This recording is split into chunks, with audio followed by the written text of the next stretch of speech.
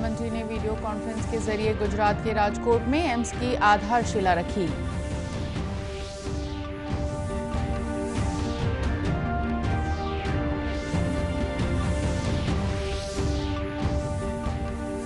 सहकारी समितियों में धान खरीदी के प्रभावित होने की खबर। मुख्यमंत्री ने प्रधानमंत्री को दूरभाष पर मौजूदा स्थिति से अवगत कराया।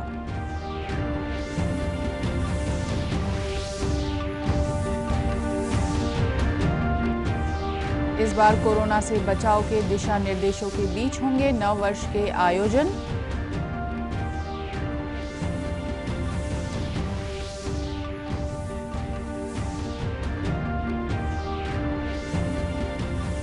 और कोरबा में वाहन चोर गिरोह के 4 सदस्य गिरफ्तार, चोरी की 10 मोटरसाइकिलें बरामद।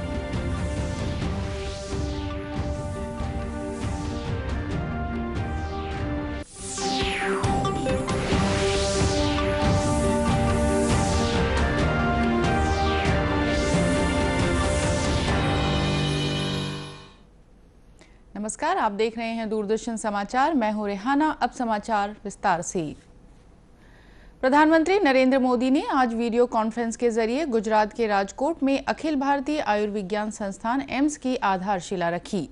इस मौके पर प्रधानमंत्री ने कहा कि 2020 स्वास्थ्य के लिए चुनौतियों का वर्ष था। अब केंद्र सरकार नए वर्ष में इस चुनौती से निपटने के लिए समग्र दृष्टि के साथ काम कर रही है। उन्होंने कहा कि आयुष्मान भारत योजना के कारण देश भर में गरीबों के करीब 30,000 करोड़ रुपए बचाए गए हैं। प्रधानमंत्री ने उम्मीद जताई कि राजकोट में एम्स अस्पताल स्थापित होने से पूरे क्षेत्र में स्वास्थ्य सुविधाओं को बेहतर बनाने में मदद मिलेगी। उन कर्मचारियों को भी बार बार याद कर रहा है जो कोरोना से लड़ाई के लिए जरूरी मेडिकल इंफ्रास्ट्रक्चर तैयार करने में दिन रात जुटे रहे हैं। आज का दिन उन सभी साथियों की सराहना का है जिन्होंने इस मुश्किल दौर में गरीब तक भोजन और दूसरी सुविधाएं पहुंचाने में पूरे समर्पण के साथ काम किया।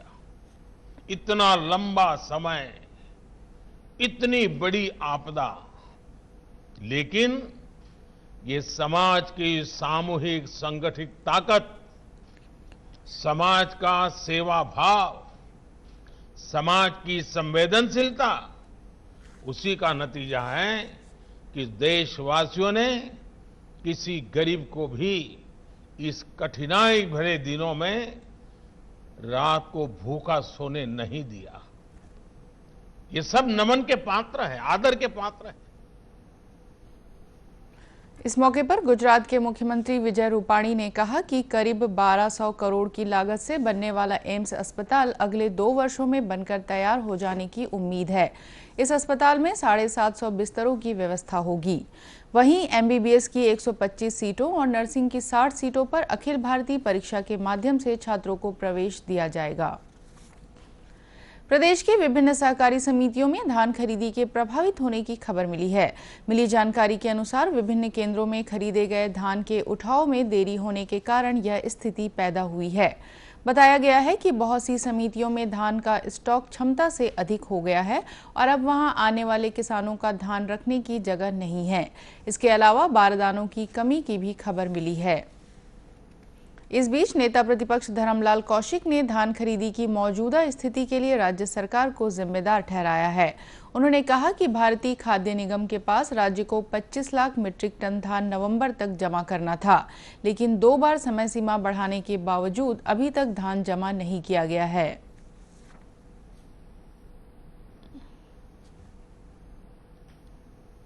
से सोसाइटी को जाम करके रखा गया है और यह बताना कि सोसाइटी में जगह नहीं है, किसान को वापस कर रहे हैं। किसानों से बोरे की बात हो रही है, जब बोरा खरीद करके ला रहे हैं तो उसके आधे रेट किसानों को दी जा रही है। आपने वायदा किया, किसानों ने आपसे मांग नहीं किया, और जब वादा किया है तो उस वायदे में आपको खरा उतरना चाहिए। लेकिन सरकार लगातार इस मामले में राजनीति प्रारंभ की है, मुझे लगता है उचित नहीं है। केंद्र सरकार हमेशा सपोर्ट कर रही है, आगे भी सपोर्ट करेगी, लेकिन राज्य सरकार को अपने वादे के अनुसार में धान खरीदी की व्यवस्था को जारी रखना चाहिए। और इसको अभी लगातार सोसाइटियों से मामला आ रहा है कि धान खरीदी लगभग सोसाइटी में बंद हो रही है, बिल्कुल उचित नहीं है। इस बीच मुख्यमंत्री भूपेश बघेल ने आज प्रधानमंत्री नरेंद्र मोदी से टेलीफोन पर बात की और उन्हें धान खरीदी को लेकर राज्य की मौजूदा स्थिति से अवगत कराया। उन्होंने कहा कि केंद्र सरकार की अनुमति प्राप्त नहीं होने से वर्तमान में खरीदी केंद्रों पर धान का उठाव नहीं हो पा रहा है। आधिकारिक विज्ञप्ति के अनुसार प्रधानमंत्री ने मुख्यमंत्री को इस संबंध में उपयुक्त कार्रवाई करने का आश्वासन दिया है। गौरतलब है कि राज्य में इस बार 1 दिसंबर से समर्थन मूल्य पर धान खरीदी शुरू की गई थी।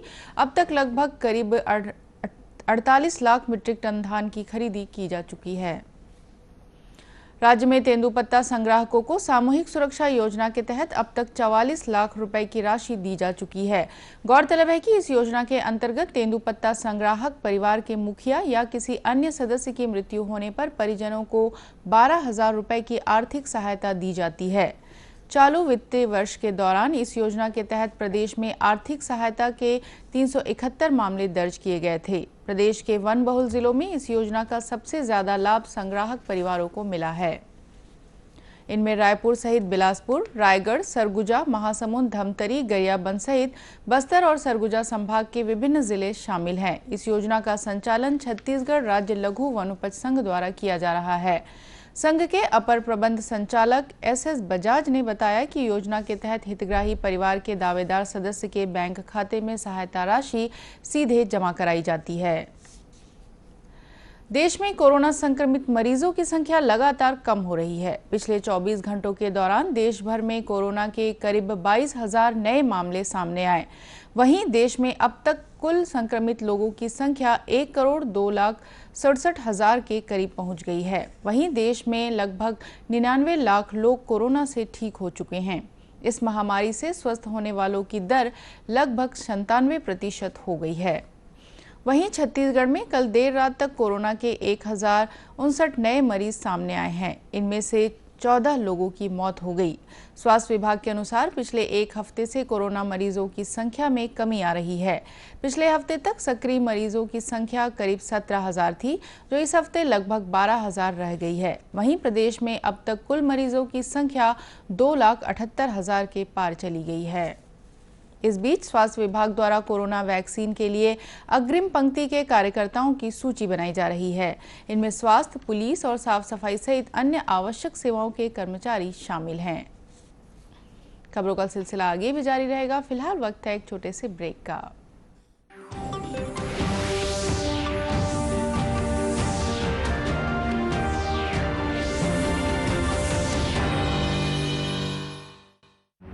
वैश्विक महामारी कोविड-19, जिसका कहर संपूर्ण मानव जाति को अपनी आगोश में ले चुका है। टीका या दवाई उपलब्ध होने तक महामारी के खिलाफ मानवता की जंग जारी है। अब जब अनलॉक 5 के तहत लगभग सारा देश खुल गया है, तब और भी आवश्यक है कि हम सतर्क रहें। ऐसे में सबसे जरूरी है समझदारी और बचाव।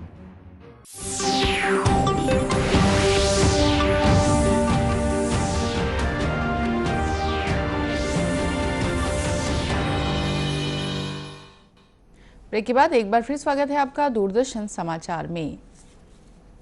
कोरोना महामारी और लॉकडाउन के साए में ये पहला मौका होगा जब लोग सावधानियों के बीच नए साल का जश्न मनाएंगे। इसी कड़ी में इस्पात नगरी भिलाई में कोरोना की सावधानियों के बीच नववर्ष के आयोजन की तैयारियां चल रही हैं। शहर के होटलों और अन्य भवनों में इंडोर कार्यक्रमों को लेकर लोगों में काफी उत्साह देखा जा रहा है। दुर्ग जिला प्रशासन द्वारा नववर्ष के आयोजन के लिए दिशा निर्देश जारी कर दिए गए हैं। कलेक्टर डॉक्टर सर्वेश्वर नरेंद्र भूरे ने बताया कि किसी भी कार्यक्रम में अधिकतम 200 लोगों को ही शामिल होने की अनुमति होगी। आयोजन स्थल पर इन सभी का नाम, पता और फोन नंबर एक रजिस्टर में दर्ज कराना जरूरी होगा। साथ ही सभी कार्यक्रम रात 12:30 बजे तक समाप्त करने को कहा गया है। कोरोना के पैंडेमिक को देखते हुए इस वर्ष नए वर्ष के जो गाइडलाइन है, नए वर्ष के जो सेलिब्रेशन है उसको मनाने के लिए गाइडलाइन जारी किए हैं। इसमें जो निर्धारित मैक्सिमम लिमिट 200 का रखा है और अगर हॉल में या फिर क्लोज स्पेसेस में आयोजन है तो हॉल कैपेसिटी के 50% लोगों को ही अलाउ किया गया है। इसके साथ ही सभी जो आयोजक है उनसे सोशल डिस्टेंसिंग और सैनिटाइजेशन की फैसिलिटी मेंटेन करने के लिए निर्देशित किया है। जो बुजुर्ग और जो बच्चे हैं उनको इस प्रकार के आयोजनों में सम्मिलित ना किया जाए, इसके लिए सभी लोगों से अपील किए गए हैं। और जो एनजीटी की गाइडलाइन है उसके अनुरूप पटाखा फोड़ने के लिए भी समय निर्धारित किया है। अपेक्षा है कि आने वाले समय में एक अच्छा नया वर्ष हम सब लोग शांति से मनाएंगे। दुर्ग जिले के विभिन्न होटलों और मॉल में कोरोना से बचाव के दिशा निर्देशों का पालन करते हुए आवश्यक तैयारियां की जा रही हैं। शहर के एक प्रमुख होटल के शेफ नीलेश सिंह ने बताया कि यहां नए साल के जश्न के लिए सभी तैयारियां लगभग पूरी हो चुकी है। होटल में लोगों की मौजूदगी के दौरान मास्क, सैनिटाइजर और 2 गज की दूरी जैसे निर्देशों का पूरी गंभीरता से पालन किया जाएगा।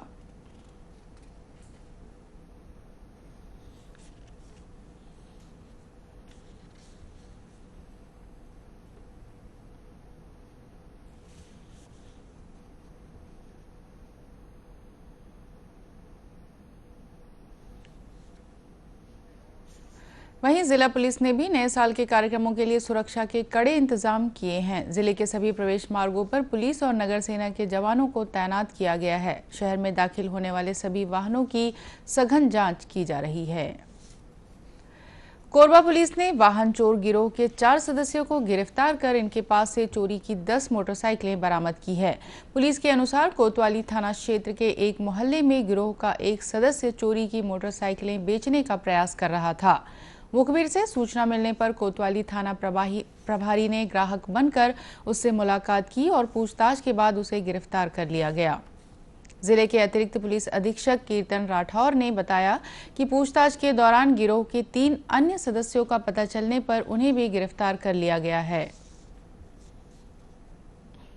गिरोह है जिनमें 2 बालक भी हैं और 4 आरोपी सागर रजक, दिनेश सोनवानी, गौतम वर्मा और धन सिंह धनवार, इनके द्वारा लगभग जो 10 मोटरसाइकिल हैं उनको चोरी करके अलग अलग लोगों के पास धोखे से ना उनको चोरी की मोटरसाइकिल है ऐसा ना बताते हुए कम रुपए में अंदर के गांव में बेचना पाया गया। इस पर उन्होंने बताया कि इस गिरोह के अन्य सदस्यों की तलाश भी की जा रही है। अंत में मुख्य समाचार एक बार फिर। प्रधानमंत्री ने वीडियो कॉन्फ्रेंस के जरिए गुजरात के राजकोट में एम्स की आधारशिला रखी।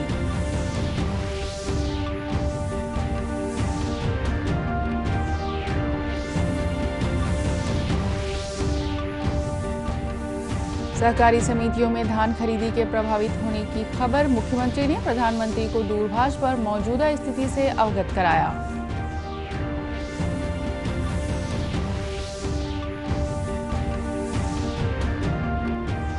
इस बार कोरोना से बचाव के दिशा निर्देशों के बीच होंगे नव वर्ष के आयोजन।